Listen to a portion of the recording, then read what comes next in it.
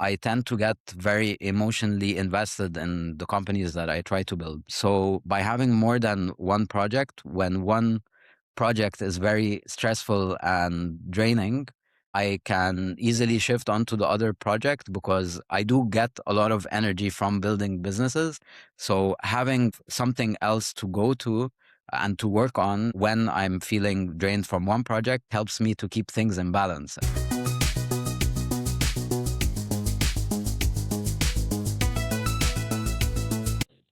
Hi, Karim. I'm really excited to talk to you today because you have such an interesting career and you've started so many businesses. And just in general, I would love to hear a little bit more about your career so far. Yeah, sure. Thanks for having me. I'm also quite excited to be here and to talk about the many, many gifts and the many different things that I'm doing or have been working on. Yeah, I've been working in startups for almost 12 years now. I started my career in investment banking, and then after a couple of years in London, moved to Germany, Berlin, worked in an incubator, worked in a few different startups, started my own company in Egypt, which is where I grew up. And most recently, I started a company with three co-founders. It's a bootstrapped company called Financemate, and we're doing financial planning for international people living in Germany. And that's my main business at the moment. But I recently also started a nonprofit project, which I'm working on the side because one Oh, business is not enough. okay. So so yeah, doing like quite a few different things. But yeah, it's been fun. Amazing. Wow. Okay. So you started in Egypt, and did you start a business there Yeah. before moving to London, or did you first move to London, work in finance, and then go back to Egypt and then come to Germany? Like, what was the Yeah. route that you followed? So I grew up in Egypt, studied in the UK, worked in London Hmm. for a couple of years, then actually came to Berlin for a year, worked in an incubator, then moved back to Interesting. Egypt, Okay. started my first company in Egypt. Spent a year and a half trying to get that to work, but it eventually didn't really work. And then I came back to Berlin and joined the startup there as the first employee in the company and built that company up to like 100 employees. We raised 40 Wow. million Dutch. And that was like a 5-year journey for me. I ended that journey very burnt out and also looking then for things to do with a bit more purpose and wanted to go back into entrepreneurship and start my own thing again. It took me a while also after being burnt out to really get into the swing of things again. But yeah, I was exploring quite a few different business ideas at that time. And some of the thinking from that time actually is coming into my business today. What I've noticed from different business ideas that you think about over the years, eventually when you do come to start something, like a lot of that thought process, even though it can feel frustrating at the time and not really leading anywhere, eventually can actually help you in some of the other Mm. things that you end up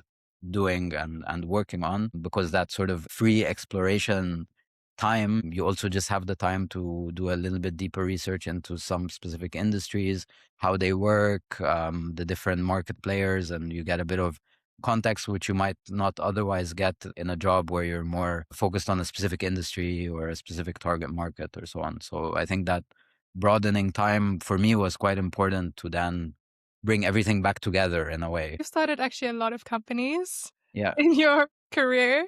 Right. It's not the first time you're starting a business, right? And you're actually Right. doing 2 things right now, which is Right. amazing. But I really like what you said there about every time you started something, even if it didn't work out, you learned something from there, and then every next company you started from, like, kind of a higher level, right? Like, already Exactly. having quite a strong foundation and having frameworks for testing and knowing Yeah. sort of how it works now. So every time you do it again, it gets better and better. What led you to decide to start Financemate actually? Yeah, so I agree. Exactly like you said, I think every time you learn things, and some things are about the market, so external, and some things are more skill based, or based on the certain challenges that you face, you learn like how to navigate those challenges and you can apply them then in your next like venture in some way. And for FinanceMate specifically, I mean, a lot of the pains that I had working and building some of the companies that I've worked in the past, for example, FinanceMate is fully bootstrapped, which means we don't have outside investors in the company. And that comes from a lot of the frustration of working in a venture capital funded company and some of the, the frustrations of having to pursue big opportunities, even though they're very far away from what the customer wants, just because investors want to see that sort of growth. Um, Mm. so, for example, Financemate, other than like just the topic, which is for me, common thread throughout all of the businesses I've kind of started, is around this sort of B2C financial planning, financial independence, allowing more people to use more advanced financial tools, democratizing finance in a way. That's sort of been the common theme of a lot of the businesses I've worked on. Yeah. So, for example, like, yeah, the VC thing, going into doing a bootstrap company in that space. And then through the different experiences that I had and the different areas within fintech, like savings, investment, insurance, taxes, things like that, how to then build a bootstrapped company out of those learnings and what could actually work in that format. So I do think, so some of the startups I worked in, I had started, like in Egypt, for example, like the one in Berlin, I was the first employee. So I was an employee, but like I was virtually kind of a founder because I was there from the beginning. Mm.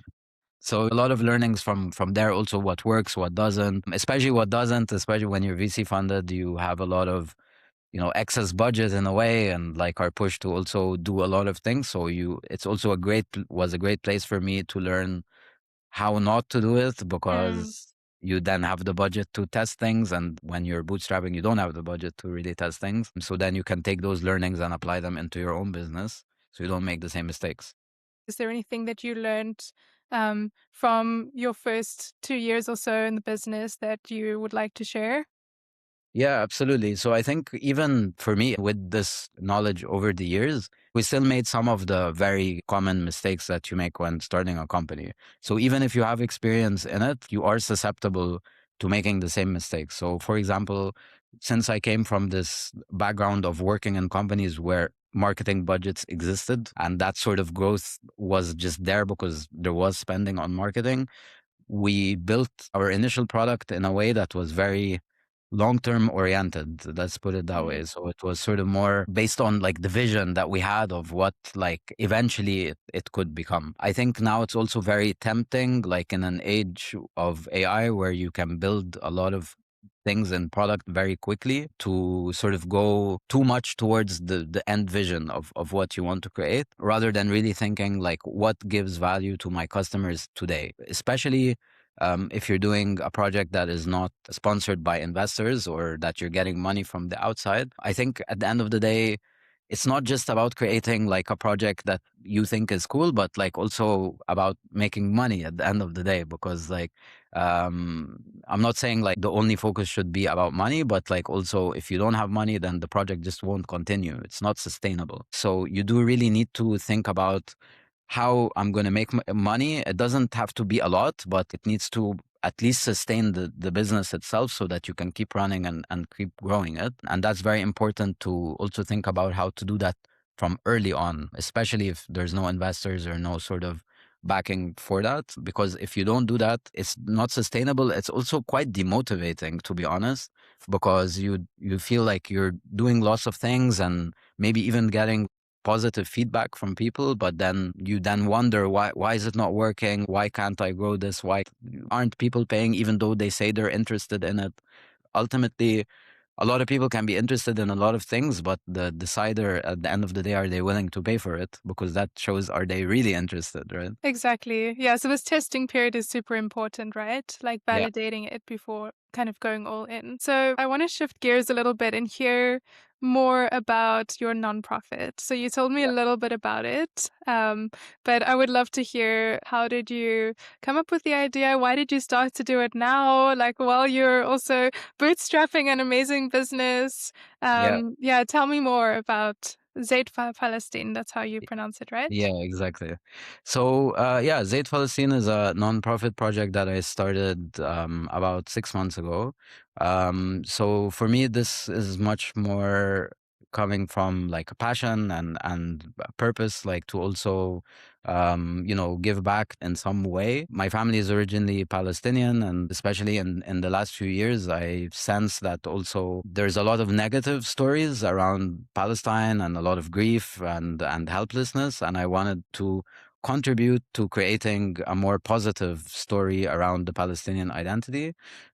So what we're trying to do is plant Palestinian olive trees somewhere in the EU and eventually build a olive oil brand out of the olives that we plant. So why are we doing this? Because the trees are at risk in their native lands.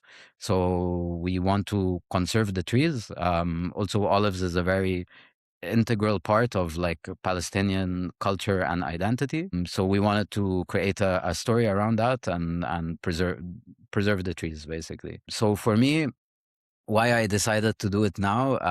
So firstly, I think for me personally, like it's been a journey also like discovering this identity. I think I had a very mixed relationship with it, like for most of my life. Should I identify as it? Should I not? It's also a bit risky at certain times to openly talk about it. But yeah, as part of also becoming a leader and a CEO in my company, I think really knowing yourself and who you are, I think is actually very important for my journey as a leader and to become a better leader. So I do think that doing this work, it's almost like therapy somehow, like for me, like to work on this project. So I do think it's making me a better leader overall. Also, in terms of starting one company, what I've found in the past, I tend to get very emotionally invested in the companies that I try to build. So by having more than one project, when one project is very stressful and draining, I can easily shift onto the other project because I do get a lot of energy from building businesses. So having sort of something else to go to and to work on when I'm feeling drained from one project helps me to keep things in balance, actually. So that's been really That's nice for very me. interesting. That's a really Yeah, interesting point. So it's almost like a expressive outlet in some ways, but yeah. it's still a business, right? And it still has a lot of impact. Absolutely. And I think because it's a nonprofit, what I've noticed also, it is a little bit easier than when you're building a for-profit business to bring people on board because there's not really this sort of monetary like pressure. Are you trying to sell me something? Are you, Yeah. so like with nonprofits, I found that like people generally support in different ways by volunteering skills or by making connections or whatever it may be, and that is also energizing because sometimes in your own business you can reach a point where you feel stuck, you don't know what's the next move, what to do. And then I then work a little bit on my nonprofit, sort of get a bit of that energy back from working on that, and then feel ready to go back to my core business, which makes me my income and so on. And yeah, that's helpful to have the two running at the same time for me. That's it. That gives you balance. I mean, everyone finds different ways of getting balance, right? Um, Absolutely. Yeah. that's a great way to do it. For me, it's this podcast actually. So this is Yeah. kind of my creative outlet. I don't have any particular plans to Yeah. monetize this, but I this gives me energy. I love talking to inspiring people like you, Yeah. and it takes off some of the pressure, let's say, from running my business. So I think that is a really important point to have something like this, right? That gives you 100%. some of your energy back, but that still feels like something positive that you're Yeah. doing and contributing. Exactly, exactly. And I think, yeah, like it is hard to start any business. I mean, both of them have their own unique challenges and it's not always smooth. Even in the nonprofit world, there's its own unique like challenges as well. But I think having both, even though they're both challenging to set up, Financemate has its own purpose as well. Like we are Mm, trying to help international people in Germany feel more comfortable about their finances, which I think is a very strong purpose also. So it's not like it doesn't yeah. have a purpose, but it has a purpose. But I think with the Palestine topic, it also more relates to a different part of me in a way, like, because it's more about like identity and about giving back to a community in a way and conservation. So I think it's sort of, it hits different points, like for me personally. So I like the point that you said about purpose, having purpose in your business.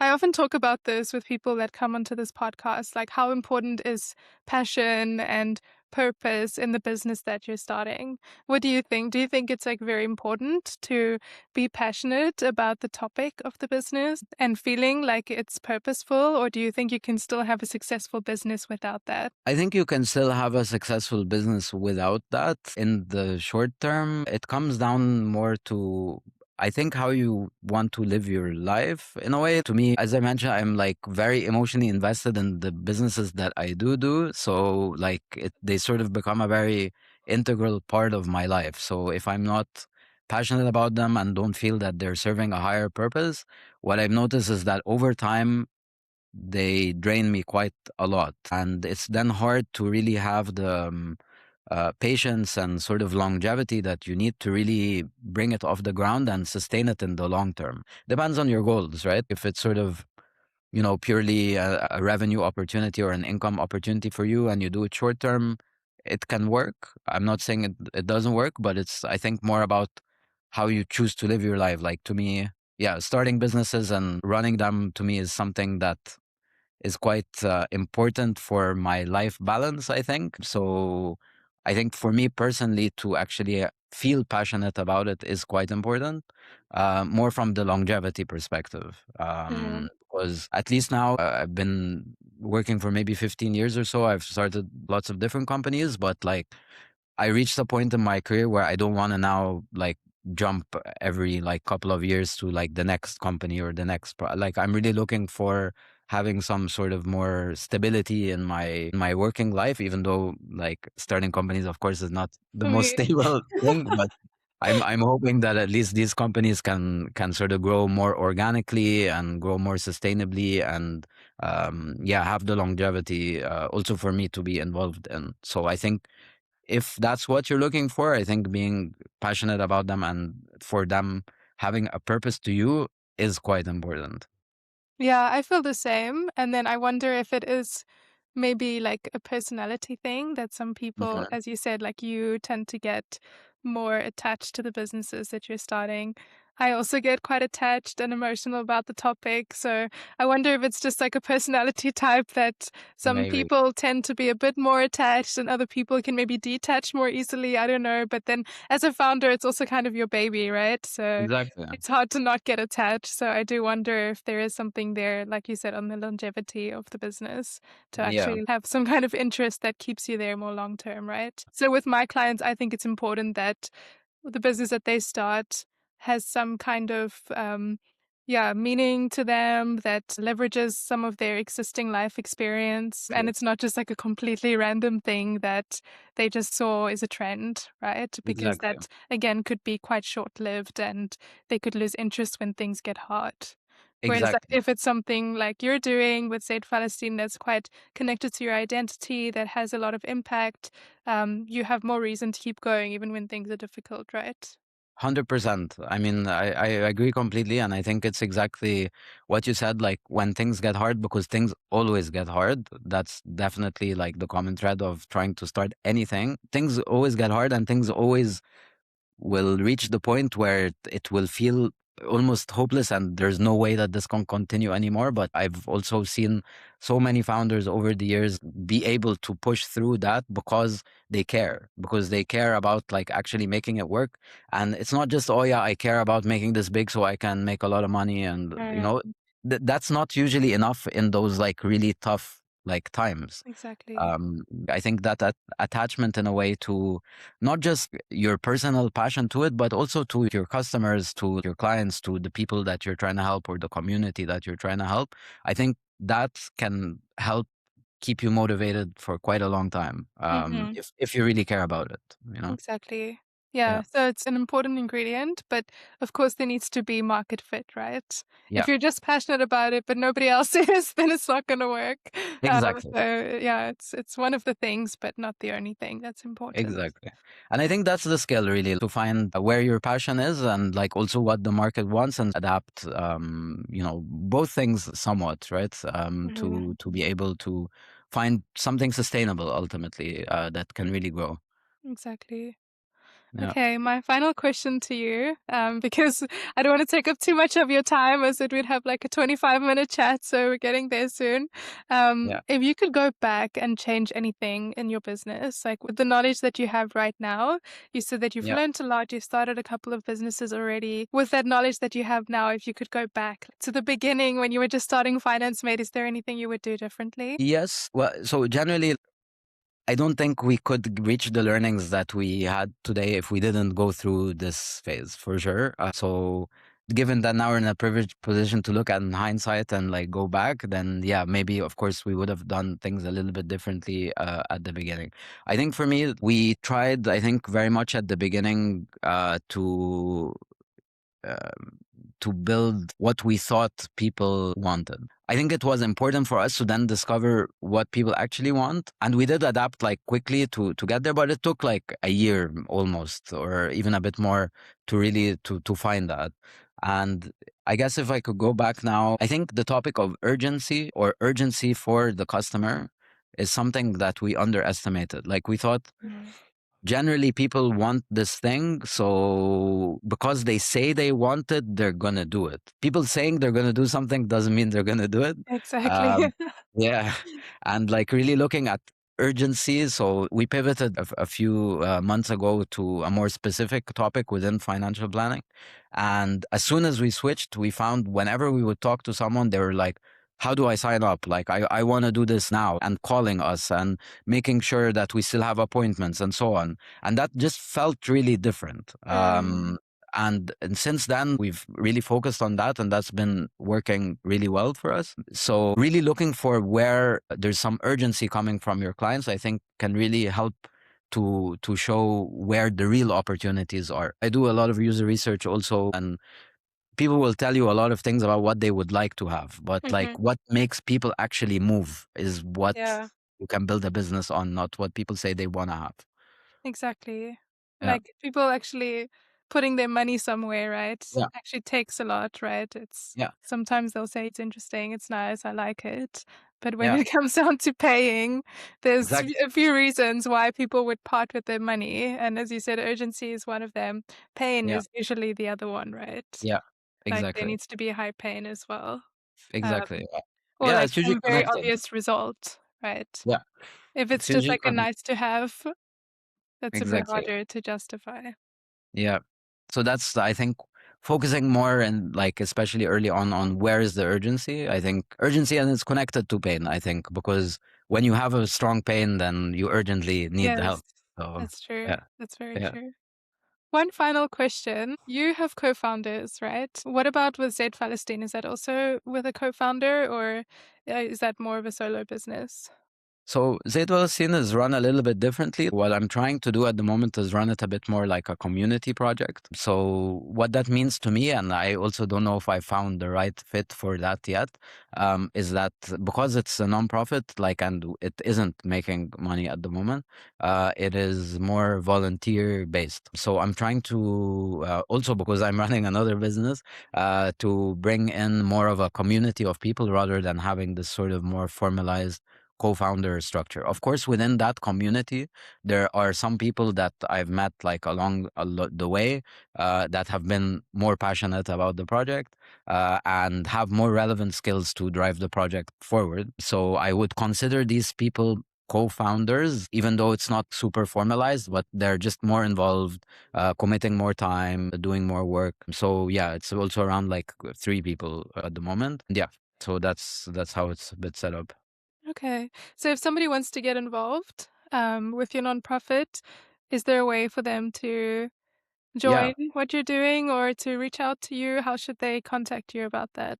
Yeah, definitely. So, Zeyt Falasteen, we have a website and an Instagram page.